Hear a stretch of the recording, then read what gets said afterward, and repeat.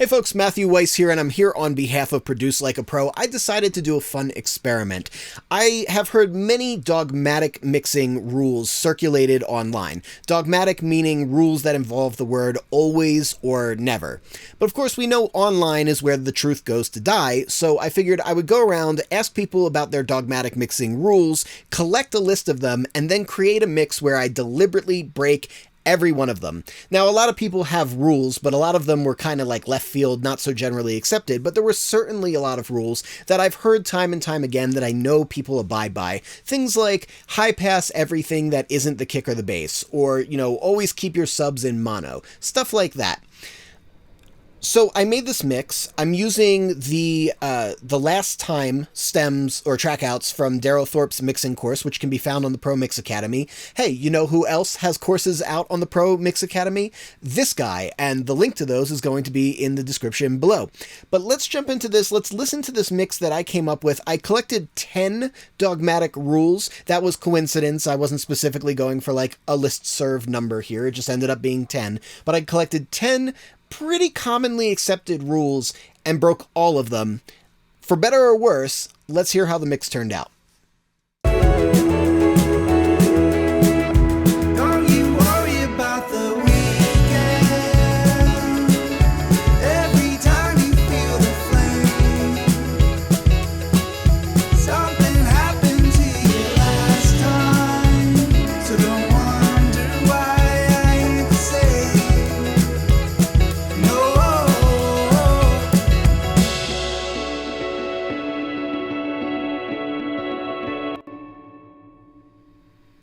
Now, I don't know about you, but to me, this mix doesn't sound like I went out of my way to deliberately do things the wrong way. I think it sounds like a pretty good mix, and I do have to admit that a large part of that is simply because Daryl did a fantastic job tracking things. Like, there's a lot of trackouts where I didn't do anything, and that's always nice, makes the mixing job a lot easier. But there's certain things that I did that are pretty readily assumed as like bad ideas. So let's start going through this list. All right, rule number 1, never put reverb on bass. Well, this is a pretty straightforward one to break here, right? All we have to do is go to the bass track and put reverb on it. So here's our bass amp. Sounds like this.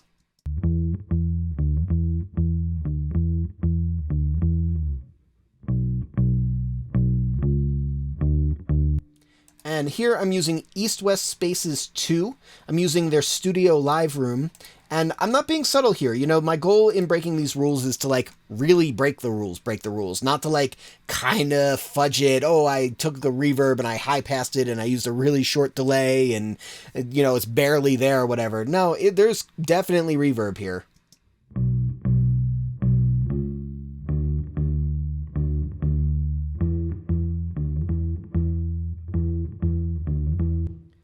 Pretty chunky reverb too, and I'm breaking a second rule, although I didn't list it, which is using reverb as an insert, which generally speaking probably shouldn't do, but in this case I think it didn't really matter.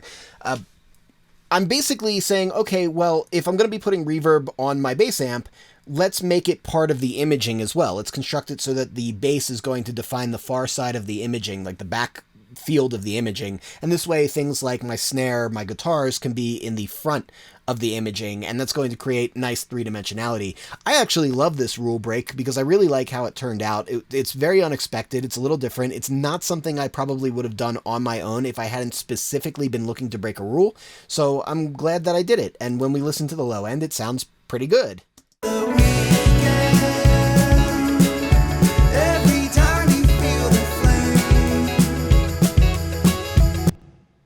Yeah, I dig that. I think that's actually kind of neat. Now, rule number 2. This is also a low-end rule, which is keep your subs in mono.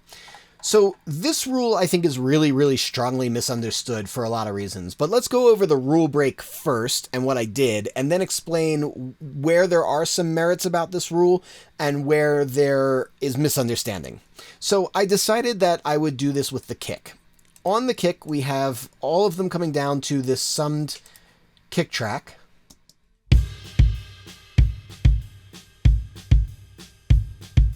And then right under that, I have a trigger track where I've got two 808s panned hard left and right.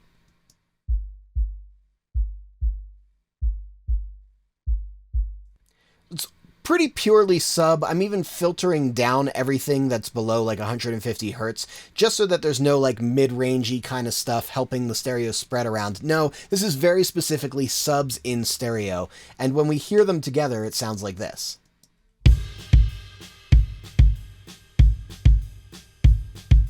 Without.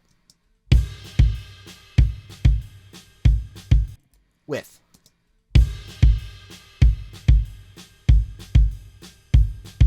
I think that sounds pretty good. It sounds interesting. It sounds scopic. It sounds fat.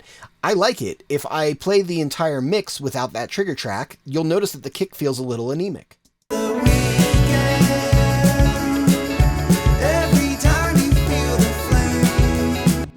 Here's with.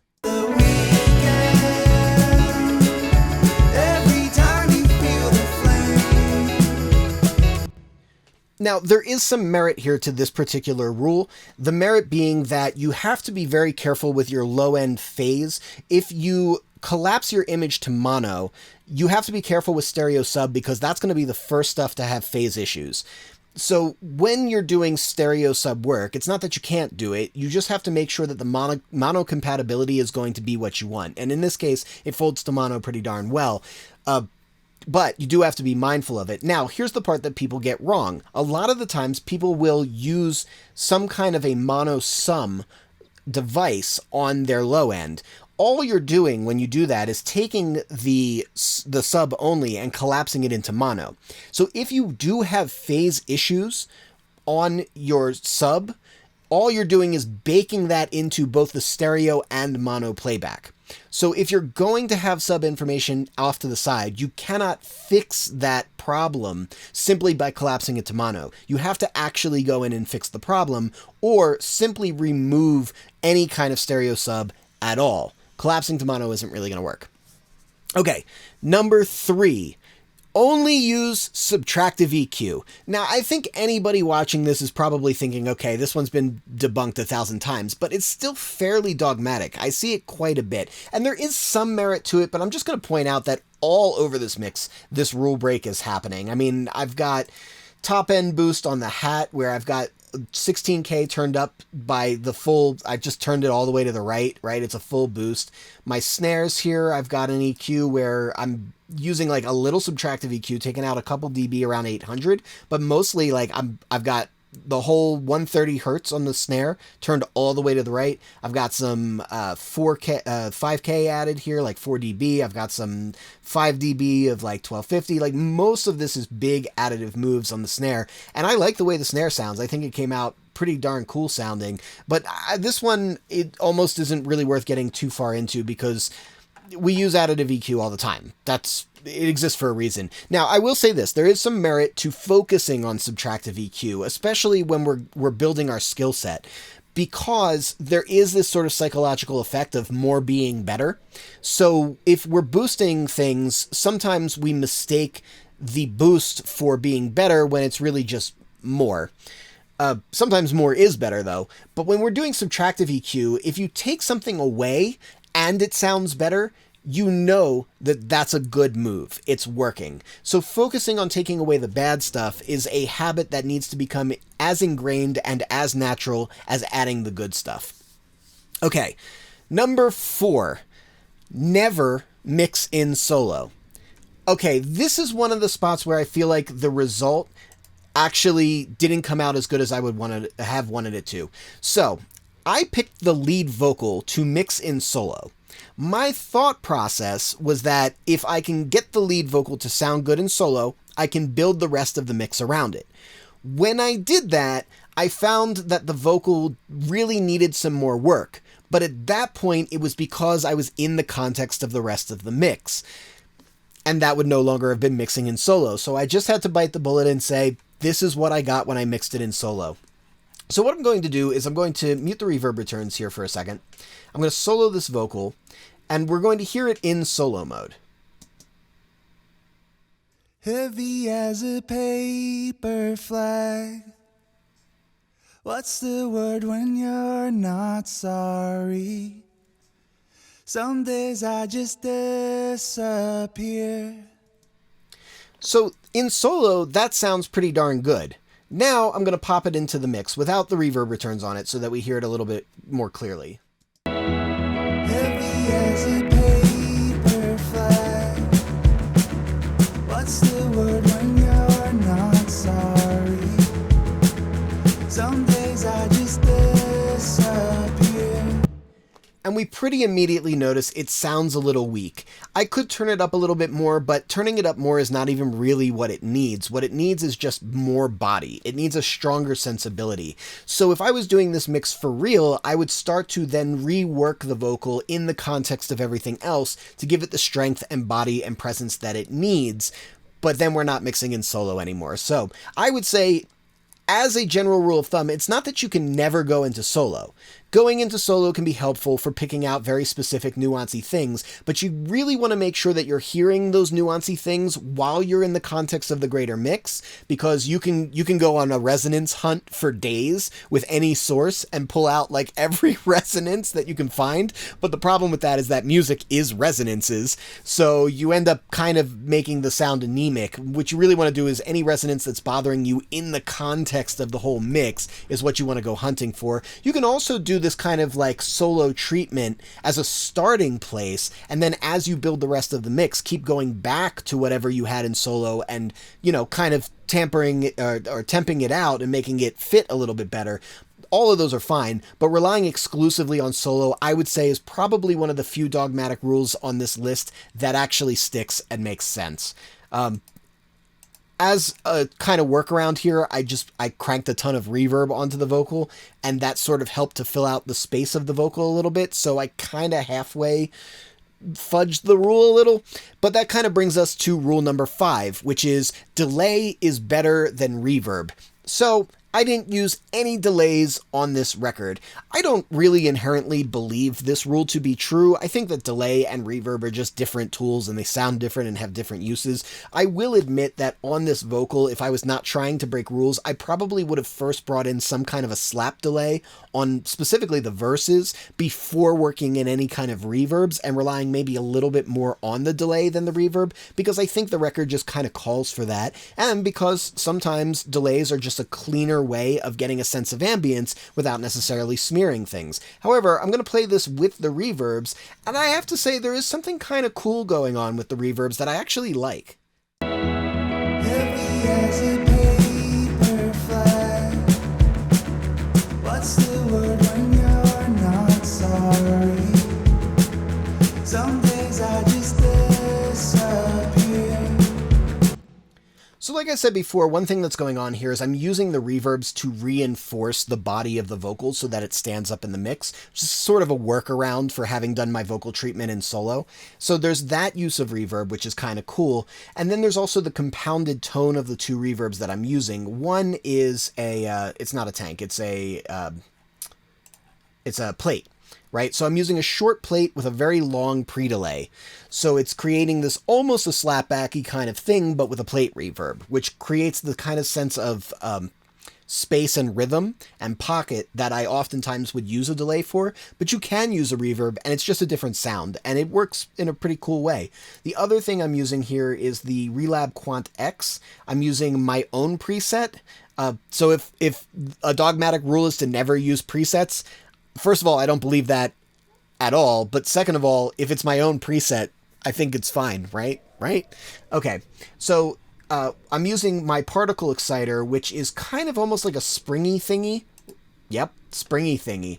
So let's hear that in solo real quick. Hold on. Let's do this. Heavy as a paper flag. What's the word when you're not sorry? And so it sounds kind of like a smooth spring. And I really liked that texture. So I ended up using both reverbs together, and that created my overall vocal ambience. Okay, rule number 6, don't digitally clip.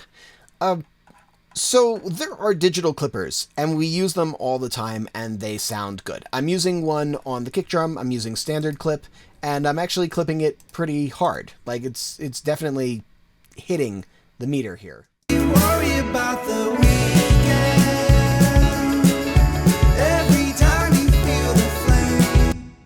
but I'm also using it on the snare top to give it a lot of presence.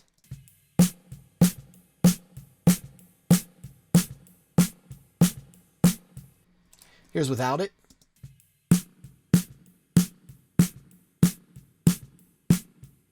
Now, admittedly, I think the snare has more dimension without the clipping, but that was not my goal with the clipping. My goal with the clipping was to get the snare really far forward, right? We have the bass creating the back image. A lot of the times a DI bass is going to be the the most forward sound we're ever going to hear because there's literally no space in it. We don't have that. So I wanted the snare to be the front of field image here.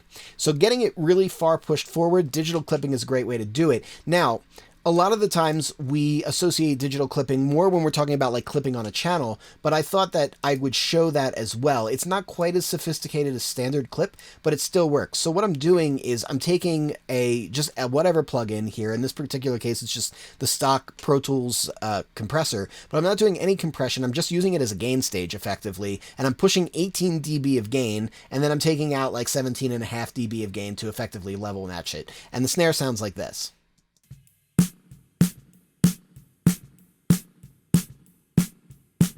And you can see I'm pretty solidly hitting that red and staying there. Here's what it sounds like in the mix. Every time you feel the flame, something happened to you last time. That genuinely does not sound bad. Now, I do think that standard clip sounds better. Every time you feel the flame, something happened to you. It's also like a dB hotter, dB louder with the standard clip, so that kind of changes things a little bit too. But the bottom line is that if I didn't have standard clip and I wanted to do hard digital clipping on this snare, I don't think it's a terrible technique. I think that it actually could work pretty well, and there's no rules against doing it anywhere. I would say the place where this rule has merit is we don't want to be doing it by accident. If we're going to be clipping something, we want to be doing it deliberately. Just like anything else, we don't want to be accidentally EQing something, right? We don't want to be accidentally putting reverb on something like that. None of that would make sense. So we don't really want to do anything by accident. We want to do it with intention. And that's where I think this rule really comes from, doing it with intention. All right, rule number 7, high pass everything that isn't kick and bass, but also never use a high pass. Apparently that's becoming a dogmatic thing either, that just high passes are too damaging to a signal, and so you should never use a high pass, but also you should high pass everything that isn't kick and bass. I don't know. This is the problem with these dogmatic rules, is sometimes they're directly in contradiction to each other, because they were never real to begin with. But if we go down my guitars here, I have very little high pass. I don't even have a high pass on the vocal, actually. So I'm using almost no high passing at all. I've got this guitar with no high pass, no EQ of any sort. This does not have a high pass built into it. This is MEQ, no high pass available. I think there's only one guitar or two guitars where I actually used a high pass filter. Yeah, the solo guitar and this rhythm guitar over here, but literally every other guitar there's some of them have literally no processing, like there's literally no processing on any of these, which is just really because the guitar player and Daryl both got a great sound, so I didn't feel the need to change it. Like, here we are, no EQ at all, no high pass. But then there's also that rule about how you shouldn't high pass anything because high pass filters are too damaging, and then there's this guitar part.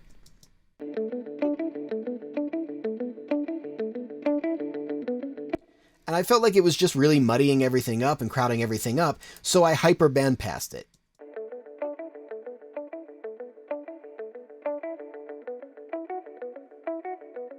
I think that's kind of a cool sound, and it helped it fit in the mix. So that's a high pass at 500 Hertz. So again, I don't think this rule holds up to scrutiny at all. I do tend to avoid putting a high pass on the master bus specifically. My feeling is if there's excess sub coming in and you need to high pass it out, it's probably better to address that on the actual source than on the entire mix overall. But frankly, I'm not sure that it even matters all that much. I just typically don't use high pass filters on my master. I don't know. Okay, anyway. Rule number 8. Kick, snare, bass, lead vocal, always in the center. There's merit to this rule for sure. I think that the center is the position of importance. So the most important things being in the center is never really a mistake. However, I did notice that in the overheads here, if we listen to the way the overheads spread out,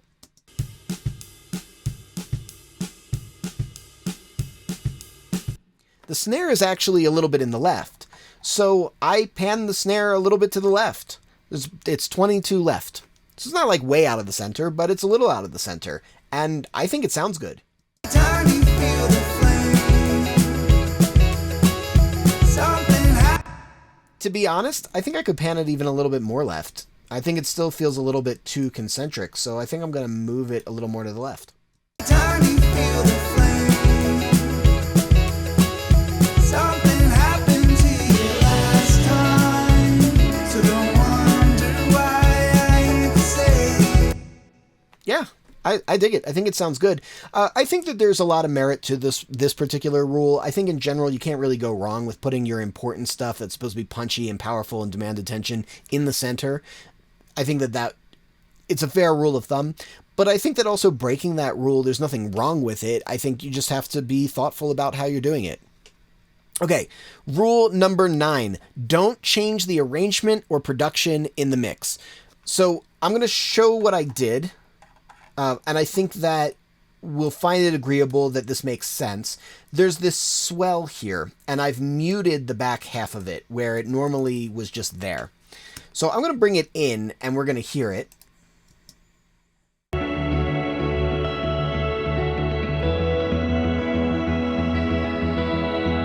Heavy as a paper flag. What's the word when you're not? Some days I just So it's just still going, and to me, there's two problems with this. The first is that it's kind of masking everything else, which is a technical problem. Well, there's actually three problems. First is masking everything else. Second, it's smearing the rhythm because it's covering up the space between the hits. But also there's a third issue, and it's a more artistic issue. It reduces the contrast between the intro and the first verse. And I think that strong contrasts in music, generally speaking, are desirable. I think that they satisfy the listener's ear a little bit more. I'm not much on dogmatic rules, so I don't mean always, but here's what this sounds like when this is muted.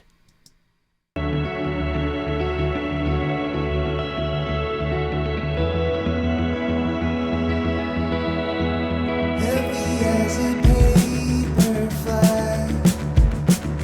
What's the word when you're not sorry? So we go from ambient and swirly with no rhythm elements to punchy and rhythmic and open and rhythm driven, and that contrast I think makes for a nice split between the sections. So I will say this, you do have to be very cautious when changing the arrangement and the production. Don't do it willy-nilly, have a good reason to do it, because anytime you do it, you're going against what the artist has been listening to and what the producer has been listening to and what they've gotten accustomed to. And they will notice this kind of stuff a lot more readily than they will notice how amazing your vocal sounds or whatever. Like, they will notice a change in the arrangement or production for sure. So you're going to want to have a good reason to do it. There is from a client business perspective, there are pros and cons to embracing this ideology, which is, on the one hand, it's good because when you make these changes and it improves the production, a good producer will acknowledge that and go, okay, this is somebody who's willing to take these risks and do these things, and that makes them special and unique, so I'm going to keep coming back to them, which I think is really important because long-term clients are much more important than short-term clients. However, the counter side of that is because it's different, it can be jarring, and inevitably you will have friction with your clients if you change arrangement and production with any degree of regularity. I certainly have, and on rare occasion I've even lost clients because of it. I just have to look at the big picture, which is, okay, I have lost some clients, but look at all the clients that I've had for, at this point, decades. And that's because I'm willing to play mini producer a little bit and take some personal ownership of the record and invest myself into it and take these chances. And then, when they don't like it, I don't fuss. I undo my change and I make it work the way I think they want to hear it. That's all. Okay. Last one, number 10, Don't use reverb on the master bus. Now, I have to say I generally agree with this dogmatic rule, but this whole time we've been hearing it, there's been a spring reverb tucked in the background. And actually, I used to assist a woman named Denise Barbarita. I've learned a lot from her, and she's probably the first person I think of when somebody asks me, like, who did I learn from? A really, really fantastic engineer. Just killer engineer by all rights. And one of her moves was like, if you need a little bit more glue at the end, instead of reaching for a compressor, send a spring reverb off of your bus channels, or in this case, the submix, and just tuck a little bit of spring reverb in there. And it's called like a glue spring. And there's nothing wrong against doing it. You just have to try it and see if it works. Now, I do say that maybe this is better when it's done from like the buses, so that you can kind of control the levels a little bit better or whatever, but it actually works pretty decently from the submix, and if the goal is to get everything to homogenize, well, that's working. That's what the point is, and we've been hearing it this whole time. I'll turn it up and it'll sound ridiculous. Every time you feel the flame, something happened to you last time. All right, so once it's turned up, it sounds like the whole record is in a metal can. But if you turn it down and you make it subtle, it just puts a sort of tone over everything that kind of glues it all together. So it actually can be a useful technique. I would say, again, just it's something you want to be cautious with. You don't want to do too much of it because it'll swamp out the record and things like that. And in this case, I rolled off some lows and some highs to make it a little bit more mid-focused because it was kind of a broad-sounding spring. But I think it worked. I think it all came together, and, just assessing my own mix, the only thing that is really bothering me is I know I could have treated the vocals, particularly the verse vocals, a little bit better had I not relied exclusively on doing it in solo mode. But in general, I would say like 8 out of 10 of these rules shatter like glass pretty quick. And then the other two, it's a little bit of a mixed bag. All right, cool. If you dig this video, hit that like button, subscribe, and of course, check out my courses over at Produce Like a Pro and Pro Mix Academy, and I will catch you all next time.